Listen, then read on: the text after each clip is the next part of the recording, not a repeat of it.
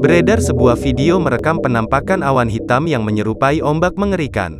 Video yang merekam penampakan awan hitam seram menyerupai ombak tersebut diunggah oleh akun TikTok @info_kukar. Diketahui dari unggahan video tersebut, penampakan awan hitam yang menyerupai ombak itu terjadi pada Minggu sore, tanggal 8 Mei tahun 2022.